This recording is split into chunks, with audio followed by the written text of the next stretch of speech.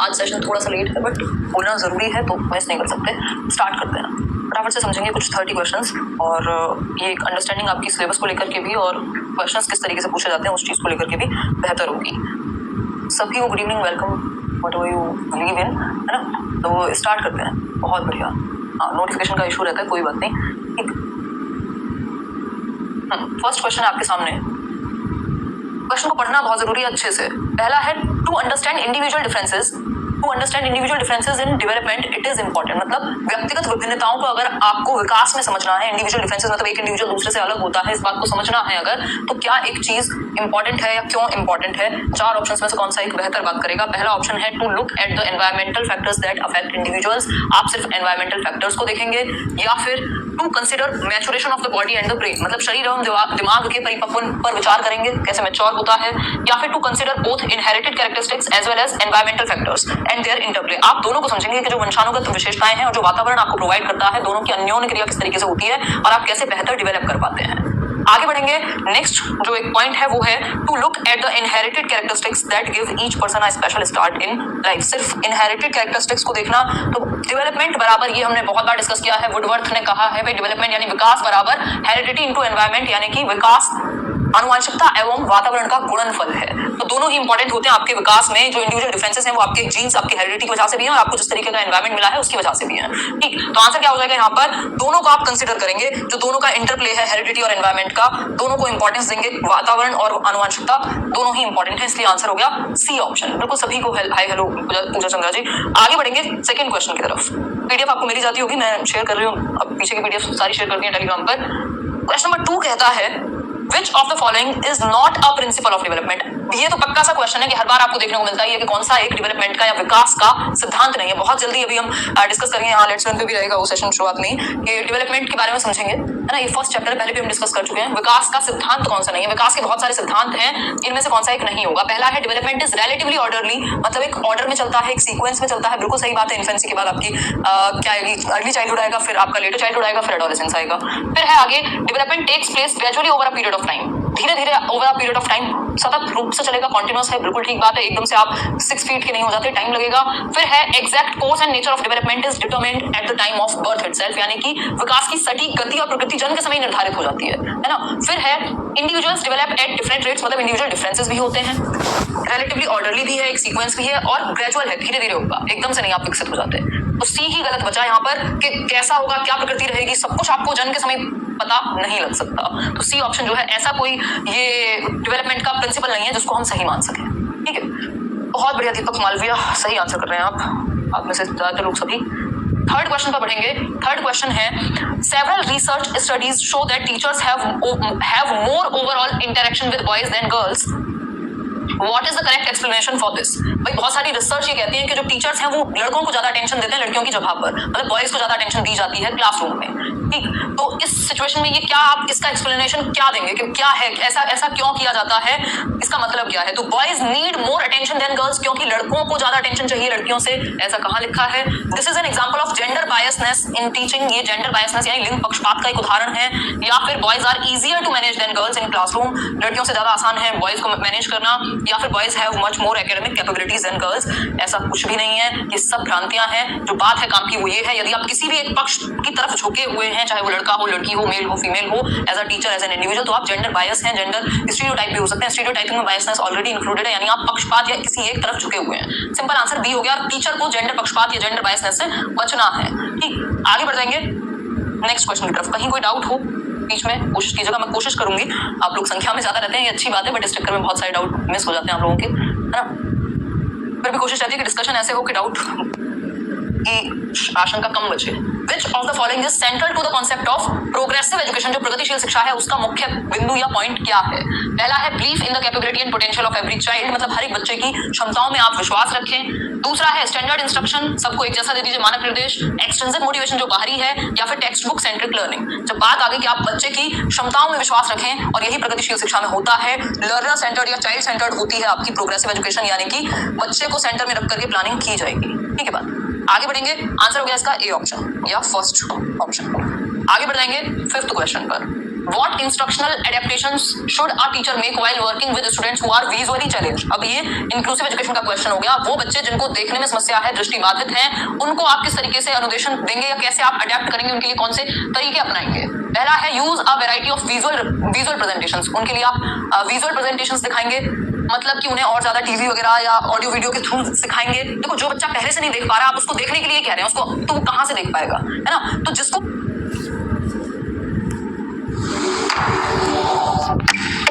शरीर भी ना माउस, तो जिसको सुनने में समस्या है, आप ऑडियो टेप दे रहे हैं, ये तो उल्टा हो गया ना। जब सुन पा ही नहीं रहा, देख पा ही नहीं रहा, तो आप स्मार्ट बोर्ड लगा दीजिए, चाहे कुछ भी करिए, सीखेगा कैसे? तो ज्यादातर आप क्या यूज करेंगे? ऑडियो एड्स यूज करेंगे, एक्टिविटीज, या फिर ब्रेल लिपि का इस्तेमाल करेंगे, जो टेक्सचुअल चीजें हैं। फिर है Orient herself so that students can watch her closely, मतलब उसको स्वयं करने देंगे और उसको आसपास से बच्चे ध्यान दे सकें उस पर, इस स्थिति में बिठाएंगे। या फिर focus on a variety of written task, लिखने के लिए काम दे देंगे। या speak clearly and use a lot of touch and feel materials. यही बात एक ठीक लग रही है हमें कि क्या करेंगे हम? एक तो क्लियरली बोलेंगे। ऐसा वीडियो में भी कमेंट आया हुआ है कई बार कि भाई हमें देखने में समस्या है तो हम सुन लेते हैं, आप क्लियर बोलते हैं, हिंदी ठीक होती है तो समझ आसानी से आ जाता है। तो आप अपनी आवाज को स्पष्ट रखने की कोशिश करेंगे और ऐसी सामग्री उनको अवेलेबल कराएंगे जिसको वो टच और फील कर सके, टेक्सचुअल चीजें, ठीक है, जिसको वो टच और फील कर सके। ब्रेल लिपि इसका एक उदाहरण है, जिसको लुइस ब्रेल ने 1825 में आई थिंक इजाद किया था, ठीक है। ब्रेल स्क्रिप्ट जिसको हम कहते हैं, जो उभरे हुए पॉइंट्स होते हैं, ठीक है। आगे बढ़ेंगे नेक्स्ट क्वेश्चन की तरफ। नेक्स्ट क्वेश्चन है 6th question, cooperative learning and peer tutoring dash in an inclusive classroom. Cooperative learning क्या है? जब सभी बच्चे एक दूसरे को के साथ सहयोग करें। मान लो ग्रुप में सीख रहे हैं तो एक दूसरे को सहयोग कर रहे हैं। इसके अलावा अगर हम बात करें, दूसरा है पीयर ट्यूटरिंग। पीयर ट्यूटरिंग होती है कि जब जो आपकी पीयर्स कौन है, जो लगभग सेम एज के बच्चे हैं क्लासरूम में या कहीं भी, तो वो जब दूसरे को पढ़ाएं। मान लो मेरे को 4 टॉपिक अच्छे से आते हैं, सामने वाले को 4 अच्छे से आते हैं, जो मुझे अच्छे से आते हैं मैं सामने वाले को सिखाऊं और सामने वाला मुझे सिखाए, तो ये पीयर ट्यूटरिंग हो गई, ठीक है। अब इंक्लूसिव क्लासरूम में आप इसको एक्टिवली डिस्करेज कहेंगे बिल्कुल मत, दूर रहो। शुड बी ओकेजनली यूज, कभी कभार यूज करेंगे, नहीं यूज करेंगे, या फिर एक्टिवली प्रमोटेड। तो बिल्कुल सही बात है, आप एक्टिवली प्रमोट करेंगे, बच्चे एक दूसरे से बेहतर सीखते हैं। कोऑपरेटिव लर्निंग हमेशा बेहतर होती है, सहयोगात्मक, अधिगम और वाइगॉस्की भी इसके फेवर में है, ठीक है। कि जब आप ग्रुप में बेहतर सीखते हैं, समाज और संस्कृति के थ्रू सीखते हैं, ग्रुप में ज्यादा बेहतर एक्टिव होकर के सीखते हैं बच्चे, ठीक, और सोशलाइजेशन यानी सामाजिकरण भी बेहतर होता है। आगे बढ़ेंगे 7th क्वेश्चन पर। निम्नलिखित में से कौन सा समावेशी कक्षा में सबसे अधिक महत्वपूर्ण है, यानी विच of the following is most important in an inclusive classroom. Inclusive classroom आपको पता है जिसमें हर प्रकार के बच्चे हैं, स्पेशल नीड वाला बच्चा भी है, एक नॉर्मल बच्चा भी है, एवरेज भी है, हो सकता है जिसको देखने में समस्या है वो भी है, जो गिफ्टेड है वो भी है, हर प्रकार का बच्चा इंक्लूडेड है इंक्लूसिव क्लासरूम में। इंक्लूसिव से याद रख सकते हो, इंक्लूजन या इंक्लूड करते हैं आप हर प्रकार के बच्चे को, ठीक है। तो इंक्लूसिव क्लासरूम के लिए क्या इंपॉर्टेंट है? पहला है स्टैंडर्डाइज्ड टेस्टिंग यानी मानकीकृत परीक्षण, प्रमोटिंग कॉम्पिटिटिव लर्निंग मतलब कंपटीशन को बढ़ावा देंगे, इंडिविजुअलाइज्ड एजुकेशन प्रोग्राम, या फिर यूनिफॉर्म इंस्ट्रक्शन मतलब सभी को एक डंडे से हाँकेंगे, जी नहीं। यहाँ पे आपको कॉम्पिटिटिव स्पिरिट को प्रमोट करने का मतलब है कि आप कंपटीशन को बढ़ावा दे रहे हैं, और आप कंपटीशन को बढ़ावा नहीं देंगे एज अ टीचर। आप बच्चे की जो अंदर जो कैपेबिलिटीज है उनको निकालने पे जोर देते हैं, ना कि 4 लोगों से कंपेयर करते रहें, फिर जीवन भर वही आदत आगे कंटिन्यू रहती है और हम खुश होते रहते हैं अपने आप को 4 लोगों से कंपेयर करके, ठीक है। फिर है स्टैंडर्डाइज्ड टेस्टिंग। स्टैंडर्डाइज्ड टेस्टिंग मतलब मानकीकृत परीक्षण ले लेंगे। तो समावेशी शिक्षा में बच्चे की इंडिविजुअल नीड्स को ध्यान में रखते हुए उसको कहाँ समस्या है उसके हिसाब से प्लान तैयार किया जाता है, और ये मैं कई बार डिस्कस कर चुकी हूँ आपके साथ। IEP कहते हैं इसको, और ये बहुत ही महत्वपूर्ण है।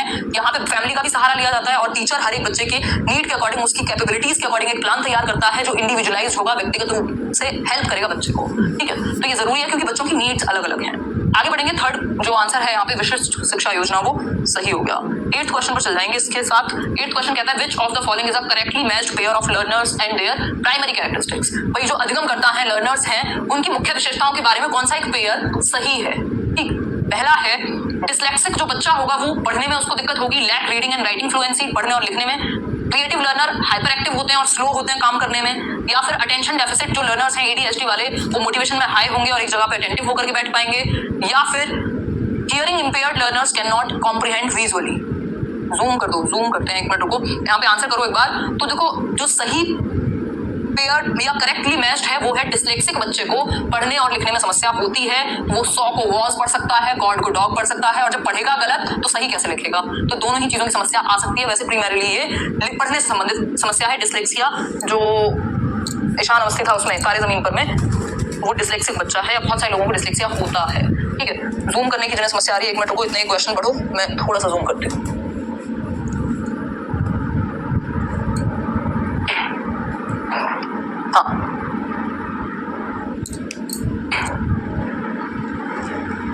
क्वेश्चन आपके सामने, the ability to come up with original and divergent solutions to a problem is a primary characteristic of. एक बच्चा दिशाओं में आप सारी चिंतन कर पाता है। बनेगी वीडियो बनेगी, समय दीजिए थोड़ा सा, मैं अभी कोप अप नहीं कर पा रही हूँ, बहुत ज्यादा काम हो नहीं पा रहा है, बट कोशिश रहेगी, एबीएस के लिए भी बनेगी। एक मिनट, कमेंट्स देख रहा हूँ आप लोगों को थोड़ी। ये देखो साहिल तो पूरा कैलकुलेशन लगा दिया कि 1300 लोग ऑनलाइन हैं और 450 ने लाइक किया है, 510 ने किया है, 1000 लोग अभी भी हैं। The ability to come up with original and divergent solutions. अच्छा, मतलब ओरिजिनल आइडियाज और दिशाओं में सोचने वाला, सिंपल जाओ क्रिएटिविटी के साथ, यानी सृजनात्मकता है बच्चे में, यानी कि वो क्रिएटिव चाइल्ड है, जब भी अलग अलग दिशाओं में भी सोच पाएगा और ओरिजिनल सॉल्यूशंस भी निकाल पाएगा, कुछ नया भी लेके आएगा। 10th क्वेश्चन है, which of the following would not be consistent with a constructivist environment. यानी कि सृजनात्मक या संरचनात्मक परिवेश के साथ कौन सा एक अनुकूलित नहीं है, या कहें तो कौन सा एक कंस्ट्रक्टिविस्ट एनवायरनमेंट का कैरेक्टरिस्टिक नहीं है, विशेषता नहीं है। बताएं एक बार, फटाफट से आंसर कीजिए, फिर हम लोग आगे बढ़ेंगे, देखते हैं कितने आंसर आ रहे हैं।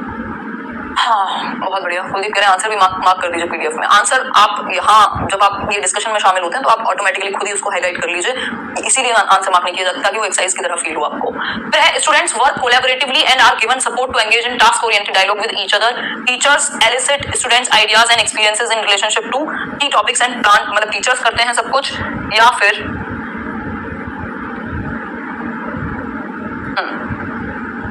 ये कुछ अलग अलग आपके सामने एग्जांपल्स हो गए। तो ये हम सिंपली एक बात जानते हैं, जब कंस्ट्रक्टिविस्ट या कंस्ट्रक्शन की बात होती है, मतलब लर्नर सेंटर्ड है और बच्चे कोलैब करके, संवाद करके, एक दूसरे के साथ जुड़ करके, एक दूसरे को सपोर्ट करके यहाँ ज्ञान का निर्माण करते हैं। Knowledge can be constructed in किसमें, कंस्ट्रक्टिविज्म में, संरचनावाद में, जिसपे पियाजे, वाइगोत्स्की, कोलबर्ग नहीं, जेरोम ब्रूनर जुड़े हुए हैं। ये सीडीपी अभी हम डिस्कस कर रहे हैं यहाँ पर। एक किसी ने पूछा कौन सा सब्जेक्ट, आगे बढ़ेंगे।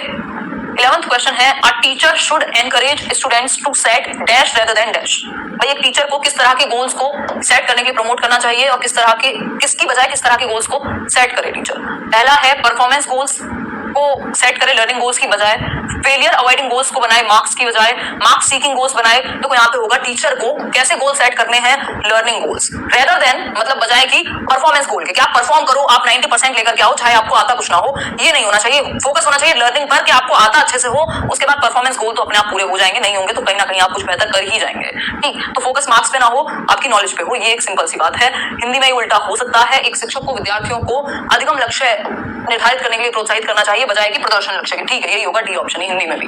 ठीक है, आगे बढ़ेंगे 12th क्वेश्चन पर। 12th है, which of the following does not result in meaningful facilitation of learning। मतलब अर्थपूर्ण अधिगम कौन सा एक नहीं हो पाएगा, किसके द्वारा, नॉट पूछा है सिंपली। ठीक, तो use of examples and non examples, promoting repetition and recall, encouraging multiple ways, या कनेक्टिंग न्यू नॉलेज। ये तीनों चीजें करने से बच्चे की नॉलेज बेहतर होगी। लेकिन मीनिंगफुल लर्निंग जब आप प्रमोट करते हैं किस चीज को, रिपीटिशन एंड रिकॉल, रट्टे लगाने को, बार बार रिपीट करने को एक चीज को, तब मीनिंगफुल लर्निंग नहीं होती। समझ करके एक्टिविटीज के थ्रू मीनिंगफुल लर्निंग होती है, इसलिए आंसर हो गया ए ऑप्शन, क्योंकि नॉट पूछा था। आगे बढ़ेंगे 13th क्वेश्चन पर, which of these is an example of extrinsic motivation. Extrinsic यानी कि बाहरी अभिप्रेरणा या बाह्य अभिप्रेरणा, जो एक्सटर्नल फैक्टर्स से आती है, ना कि अंदर से, बाहर से कुछ रीजंस की वजह से आएगी, चाहे वो पैसा हो, चाहे वो रिवॉर्ड हो, चाहे वो कोई भी चीज हो, एक्सटर्नल रीजन जो है वो बाहर होगा। ठीक, तो एक्सट्रिंसिक मोटिवेशन का कौन सा एक एग्जांपल है, फर्स्ट ऑप्शन है, I learn so much when I do my homework. मैं बहुत कुछ सीखता हूं जब मैं होमवर्क करता हूं, तो ये तो इंट्रिंसिक है भाई, अंदर से है, बाहर इसका रीजन थोड़ा ना है कुछ कि होमवर्क करूंगा तो कुछ मिलेगा, तो ये तो नहीं होगा, क्योंकि एक्सट्रिंसिक का पूछा है, इंट्रिंसिक का नहीं, तो ये हो गया इंट्रिंसिक। ठीक, doing homework makes me understand my concepts. भाई होमवर्क करने से मुझे कॉन्सेप्ट अच्छे से समझ आते हैं, तो ये भी क्या है, इंट्रिंसिक हो गया, इसमें भी इसका भी कोई बाहरी रीजन तो है नहीं। फिर है, आई complete my homework because the teacher gives us marks for each assignment. अब बाहरी कारण बन गया कि कुछ बाहर से मिलेगा, टीचर से मिलेगा, इसलिए ये एक्सटर्नल है, बाहरी है या एक्सट्रिंसिक है। I enjoy doing my homework because it is so much fun. अब यहाँ पे भी कोई बाहरी रीजन नहीं है, तो ये भी इंट्रिंसिक है, तो आंसर हो जाएगा सी, एक्सट्रिंसिक यानी बाहरी पूछा है। दो प्रकार की अभिप्रेरणा है, यानी मोटिवेशन के दो प्रकार हैं, एक है इंट्रिंसिक, दूसरा है एक्सट्रिंसिक। मतलब एक है आंतरिक और दूसरी है बाहरी। आंतरिक जिसमें आपको एक्टिविटी में इंटरेस्ट है, पैशन है, और यहाँ पे बाहरी कारक होगा, कोई भी पैसा हो, रिवॉर्ड हो, या कोई भी एक वस्तु हो। ठीक है, आगे बढ़ेंगे, मोटिवेशन का चैप्टर ना देखा हो देख लीजिएगा, उसमें क्लियरली बताया हुआ है। आगे बढ़ेंगे 14th क्वेश्चन पर, in a primary classroom a teacher should. तो एक प्राथमिक कक्षा में एक शिक्षक को क्या करना चाहिए। पहला है, बहुत बढ़िया प्रियंका, कोई बात नहीं, पहला है एक क्लासरूम टीचर को क्या करना चाहिए प्राथमिक कक्षा में, यानी प्राथमिक या प्राइमरी के बच्चे हैं, only non examples. Non examples एक तरीके से हिंट देना या बाकी चीजों का इस्तेमाल करना। Give both examples and non examples, कोई एग्जांपल ही ना दें या सिर्फ एग्जांपल ही दें। भाई कंटेंट भी तो समझाओगे ना, चीजें एक्टिविटीज भी कराओगे, सिर्फ एग्जांपल तो नहीं दोगे, कॉन्सेप्ट भी बताओगे। ठीक, तो आंसर क्या होगा फटाफट से बताइए। स्पेशल रीड की सेशन में ले लूंगी, टेंशन ना लो, अभी टाइम है रीड में, उससे पहले मैं बहुत सारी थ्योरी वैसे भी कराऊंगी इंडिविजुअली भी करके, तो बस आप बने रहिए। अगर आप बने हुए हैं तो आपको सीडीपी में ये सोचने की जरूरत नहीं पड़ेगी कि मैंने तो इस एग्जाम की तैयारी की थी सिर्फ, या ये वाले पेपर के लिए मैंने वीडियो देखी थी तब क्लियर हुआ। अगर आप डेली सीडीपी की वीडियो देख रहे हैं, जो भी चल रहा हो, कोई भी एग्जाम आपको छूटेगा नहीं सीडीपी को लेकर, इतनी तो पक्का है। ठीक, आंसर क्या होगा? बी होगा। Give both examples and non examples. भाई आप उदाहरण भी देंगे और गैर उदाहरण भी, यानी हिंट्स का भी आप यूज करेंगे, है ना, बाकी एक्टिविटीज का भी आप यूज करेंगे। ठीक है, तो आंसर हो गया बी ऑप्शन। आगे बढ़ेंगे 15th क्वेश्चन पर, which of the following strategies would promote meaning making in children. अर्थ निर्माण, भाई कुछ लाइफ से जोड़ पाए, कुछ अर्थ निकल करके आए, जो वो सीख रहे हैं उसको कनेक्ट तो कर पाए, किस लिए सीख रहे हैं। तो इस स्थिति में हमसे पूछा है कि ट्रांसमिशन ऑफ इंफॉर्मेशन, जब आप सूचनाओं को आगे ट्रांसमिट कर देते हैं, यूजिंग प्यूनेटिव मेजर्स, यानी दंडात्मक दंड तो कभी देना ही नहीं होता। फिर है uniform and standardised testing. Uniform and standardised testing का मतलब ये है, मतलब यूनिफॉर्मिटी मतलब सबको एक ढंग से बढ़ा दिया आपने, ये भी सही नहीं है। और सिर्फ नॉलेज को ट्रांसफर कर देना, सिर्फ और सिर्फ इंफॉर्मेशन को आगे भेज देना, अगर आपने रटवा भी दी 4 चीजें तो उसका फायदा क्या होगा? अर्थ नहीं पता उसको। ठीक, तो एक्सप्लोरेशन एंड डिस्कशन, मतलब जब आप अन्वेषण और परिचर्चा, जब आप डिस्कस करते हैं, जैसे मैं और आप कई बार चीजें डिस्कस करते हैं, कुछ कॉन्सेप्ट्स को डिस्कस करते हैं और एक्सप्लोर करते हैं, जब आप कुछ अपने आप से कुछ सर्च करते हैं, जानना चाहते हैं, 4 एक्टिविटीज करते हैं, तो वो लाइफ लॉन्ग होती है लर्निंग आपकी। अधिगम जो है वो परमानेंट होगा, मतलब कि आपकी जिंदगी से जुड़ पाएगी, लर्निंग बाय डूइंग हो पाएगी। आगे बढ़ जाएंगे। 15th क्वेश्चन का आंसर हुआ 4th ऑप्शन। 16th क्वेश्चन है, which of the following are examples of effective learning strategies, मतलब बेहतर अधिगम या प्रभावी अधिगम की रणनीतियों का उदाहरण है। बताएं एक बार। होमा राम जी हो जाएगी रेट की अलग से क्लास, टेंशन क्यों लेते हो। इफेक्टिव लर्निंग का एग्जांपल मतलब बेहतर हो रहा है क्लास में, जो अधिगम है, लर्निंग है वो अच्छी हो रही है, इसका एग्जांपल क्या होगा? बताएं एक बार। आंसर कीजिए फटाफट से, बहुत अच्छा आंसर कर रहे हैं आप लोग। पॉलिसीज करा दीजिए, पेपर से पहले हो जाएंगे। पॉलिसीज सीटेट में तो नहीं आती हैं, बट बाकी रीट वगैरह में लाइजॉल फिनाइल से बेटर हुआ नहीं आएंगी। बीटेट में भी ज्यादातर सिलेबस सीटेट वाला काम आ जाएगा। 1-2 चैप्टर्स हैं वो मैंने कराए हुए हैं चैनल पर, जैसे पर्सनैलिटी है ना। आंसर कीजिए फटाफट से। 16th का अलग अलग आंसर दे रहे हैं, देख लेते हैं थोड़ा। सुनील कुमार शाक्य ने सी, आलोक विश्वकर्मा सी, बहुत बढ़िया। ममता कुमारी भी सी आंसर कर रही है, बिल्कुल ठीक है बात। कैसे ठीक है समझते हैं। पहले बात हो रही है कि setting goals and time table आप एक बनाएंगे, ठीक है। ऑर्गेनाइजेशनल चार्ट बनाएंगे, कॉन्सेप्ट मैप बनाएंगे दिमाग में, सोचेंगे एग्जांपल्स को, नॉन एग्जांपल्स को, पीयर को, अपने साथी को एक्सप्लेन करेंगे और खुद से क्वेश्चन करेंगे। सारी बातें ठीक है, तो इसलिए आंसर हो जाएगा सी ऑप्शन। ठीक है, तो सारी बातें ठीक है, एक भी नेगेटिव नहीं है। इन सबसे अधिगम बेहतर ही होगा, खराब नहीं होगा। ठीक है, 17th क्वेश्चन देख लेते हैं। 17th क्वेश्चन है, in the constructivist frame child is viewed as. रचनात्मकतावाद में, यानी कि जहां नॉलेज, देखो कंस्ट्रक्टिविस्ट से सिंपल निकालो, कंस्ट्रक्शन नॉलेज का मतलब आप कंस्ट्रक्ट कर रहे हो, ज्ञान का निर्माण करते हो यहाँ पर। ठीक है, हमारे यहाँ नेट बंद है, कोई बात नहीं धर्मेंद्र जी, बाद में देखिएगा, जल्दी खुल जाए, मैं यही कामना करती हूँ। संरचनात्मक ढांचे में बच्चे को किस रूप में देखा जाता है? टेबुलर रासा माना जाएगा? जी नहीं, टेबुलर रासा तो ब्लैंक स्लेट हो गया। फिर है आप पैसिव बीइंग, पैसिव भी नहीं होगा, एक्टिव वर्क, कंस्ट्रक्शन करेगा ना नॉलेज की। आप problem solver and a scientific investigator, बिल्कुल बिल्कुल, क्योंकि एक्टिव एक्सप्लोरेशन पर बल देगा कंस्ट्रक्टिविज्म। ठीक है, ये चीजें बिल्कुल बैठ जानी चाहिए दिमाग में, जितनी बार रिपीट हो उतना ज्यादा। मिनिएचर अडल्ट नहीं है, सी ऑप्शन हो जाएगा। सिंपल समस्या समाधान करता है, लिटिल साइंटिस्ट है, जो पियाजे भी कहते हैं। आगे बढ़ेंगे 18th क्वेश्चन पर। 18th क्वेश्चन आपके सामने, are teachers role while using cooperative learning in her class. तेजी से कर रहे हैं आज हम क्वेश्चंस। कोऑपरेटिव लर्निंग मतलब जहां सब एक दूसरे को सहयोग करें। ये जो टीचर का कैसा रोल होना चाहिए इसमें? पहला है is to leave the class and let children work on their own. छोड़ के चले जाओ, क्लास को खुद ही करने दो, तो घर रह लेंगे, क्लास में आने की क्या जरूरत है। फिर है is to be supportive and monitor each group. बात तो ठीक है भाई, सपोर्ट करे और देखे, बच्चों को ऑब्जर्व करे कौन क्या कर रहा है। फिर है is to support the group which has bright and talented children. फिर तो आपने भेदभाव कर दिया कि सिर्फ ब्राइट बच्चों को आप देख रहे हैं। फिर है is to be silent spectator and let children do what they want. फिर आप फैसिलिटेट नहीं कर पाएंगे ना, अगर चिल्ड्रन को जो चाहे वो करने देंगे। तो कोऑपरेटिव लर्निंग तो तब होगी जब आप सपोर्ट करें, सहयोग करें और देखें बच्चों को कि उनकी प्रगति कैसी हो रही है। तो आंसर हो जाएगा बी ऑप्शन, यानी 2। ठीक है बात।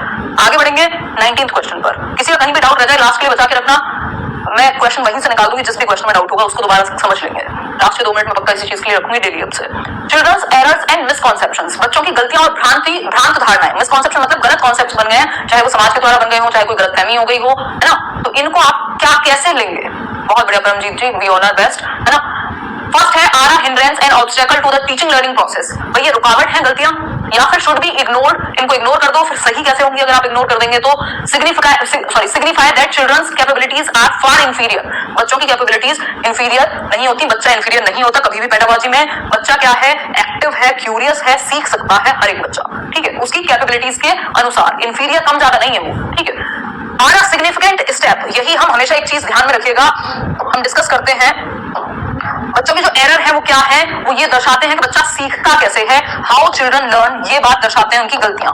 हाउ दे लर्न, कि बच्चे कैसे सीखते हैं ये आपको उनकी गलती करने से पता लगेगा ना, कि वो गलती किस प्रकार की कर रहे हैं, तो आपको पता लग जाएगा उनकी थिंकिंग कैसी है या कहाँ वो गलती कर रहे हैं और आपको कहाँ सुधार की जरूरत है। तो गलतियां बहुत इंपॉर्टेंट है, हर कोई गलती करके सीखता है, दुनिया में कोई भी ऐसा व्यक्ति नहीं होगा जिसने कभी कोई गलती ना की हो और सीख लिया हो। ठीक है, तो आंसर होगा फोर्थ ऑप्शन। जो मिसकॉन्सेप्शन या गलतियां हैं वो एक इंपॉर्टेंट स्टेप है जिससे आप अपनी टीचिंग लर्निंग प्रोसेस को बेहतर कर सकते हैं, अपनी टीचिंग को बेहतर कर सकते हैं। ठीक है, एक मिनट रुको, मैम नोटिफिकेशन क्यों नहीं आता है आजकल? उषा कुमारी कह रही हैं। उषा कुमारी हो सकता है कुछ यूट्यूब का ग्लिच हो, बट आप एक बार चेक कर लीजिएगा कम्युनिटी टैब, मैं डेली अपडेट कर दूंगी, तो नोटिफिकेशन की वजह से परेशान नहीं होना पड़ेगा। और टेलीग्राम पे भी। क्वेश्चन नंबर 20 है, अकॉर्डिंग टू प्याजे specific psychological structures organized ways of making sense of experience are called. मतलब कि प्याजे के अनुसार विशिष्ट मनोवैज्ञानिक संरचनाएं जो अर्थ जिसकी वजह से आप एक्सपीरियंस के बेस पर अर्थ निकाल पाते हैं वो क्या कहलाते हैं? स्कीम्स कहलाएंगे, इमेजेस कहलाएंगे, मेंटल मैप्स या मेंटल टूल्स। प्याजे सिंपल स्कीमा की बात करते हैं, स्कीम्स की बात करते हैं, जो पैकेट्स ऑफ इंफॉर्मेशन है आपके दिमाग में प्रीवियस नॉलेज के साथ साथ जो भी चीजें, जो भी आपकी एग्जिस्टिंग नॉलेज है बेसिकली, वो किसकी वजह से, स्कीमा की वजह से आपके दिमाग में रूम्स ऑफ इंफॉर्मेशन बने हुए हैं, पैकेट्स ऑफ इंफॉर्मेशन बने हुए हैं, जिसकी वजह से आप चीजों को अपने दिमाग में रख पाते हैं, पहचान पाते हैं, समझ पाते हैं। ठीक है, तो ये स्कीम्स कहलाएंगे। आगे बढ़ेंगे, मेंटल मैप्स होते हैं जब आपने अपने दिमाग में कुछ कॉन्सेप्ट्स के तरीके बनाए हुए हो याद रखने के या समझने के। ठीक है, तो ये इसी का हिस्सा हो जाएंगे, स्कीम्स का ही। आगे बढ़ेंगे, 21st question, with N appropriate, एक मिनट, 21st क्वेश्चन पढ़िए फिर इतने इसकी बैटरी चार्ज करते हैं। एक मिनट दीजिए।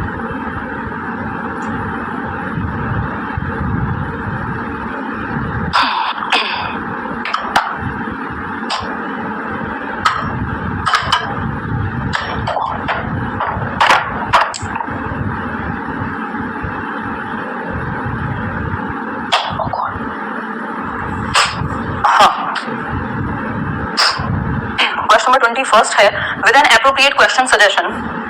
भाई जब आप एक उचित सुझाव या प्रश्न देते हैं, the child's understanding can be extended far beyond the point. अगर आप सही सुझाव या सही क्वेश्चन पूछते हैं तो बच्चे की जो अंडरस्टैंडिंग है वो मच बेटर हो सकती है, बेहतर हो सकती है, जो आज के टाइम पे करंट लेवल है उससे बेहतर बन सकती है अगर आप सही क्वेश्चन या सही सुझाव दें बच्चे को। ठीक है, काश आपसे पहले जुड़े होते। धन्यवाद विजेंद्र जी, अच्छा लगता है। अभी तो इस सीटेट के लिए बहुत कुछ होना बाकी है, शुरुआत भी नहीं हुई है, मैं यही कहना चाहूंगी।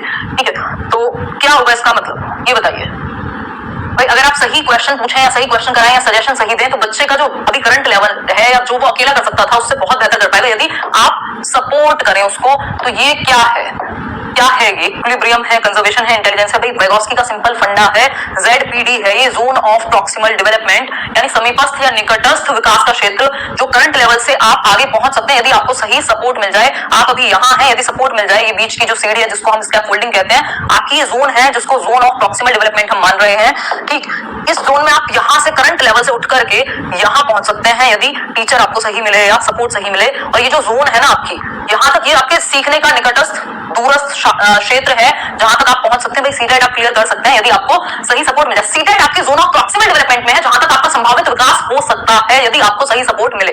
ठीक है, तो ये सिंपल बात हुई। आगे बढ़ेंगे, अब ये जो सपोर्ट है वो स्कैफोल्डिंग है, जहां तक आपका विकास हो सकता है वो है प्रॉक्सिमल डेवलपमेंट। ठीक है, आगे बढ़ेंगे। 22nd क्वेश्चन क्या कहता है ये भी देखते हैं। आपकी बुक मिल गई, बहुत बढ़िया स्वप्निल जी, बहुत अच्छा लगा।